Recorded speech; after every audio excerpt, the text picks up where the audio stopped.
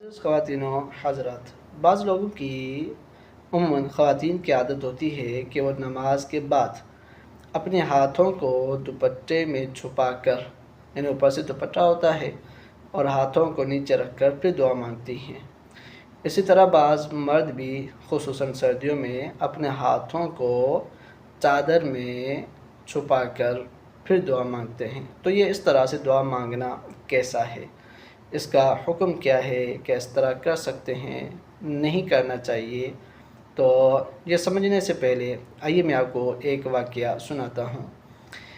अल्लामा इस्माइल हक़ी रहमतुल्लाह ताला अलैह ने तफ़सीर रूहुल बयान में एक जगह लिखा है, फरमाते हैं कि एक मरतबा हज़रत सैयदना बायज़ीद बिस्तामी रहमतुल्लाह ताला अलैह ने ख्वाब देखा। आपका एक हाथ रोशन था, नूर से भरा हुआ था और दूसरा खाली था। तो आपने अर्ज़ की कि मौला, इसका माजरा क्या है, एक हाथ रोशन और दूसरा नूर से महरूम।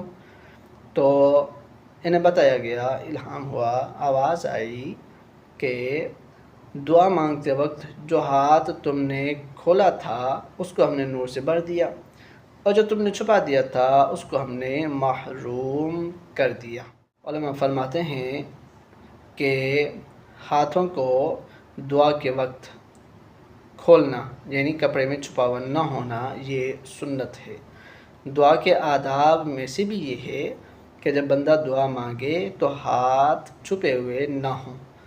तो वो ख़वातीन कि जो अपना हाथ आस्तीन में या दुपट्टे में छुपाकर दुआ मांगती हैं, वो भी इसका ख्याल रखें, अपने हाथ बाहर निकाल कर फिर दुआ मांगें। हाँ, अलबत्ता अगर गैर महरम के सामने हैं आप और पता है कि अगर हाथ बाहर निकालती हैं तो आस्तीन नीचे हो जाएंगी, कलाइयाँ बाजू नज़र आएंगे, तो ऐसी सूरत में छुपा कर भी दुआ मांग सकती हैं। लेकिन अगर पर्दे का मामला नहीं है, वहाँ कोई गैर महरम नहीं है या आस्तीन नीचे जाने का अंदेशा नहीं है, तो फिर हाथों को बाहर निकाल कर ही दुआ मांगनी चाहिए।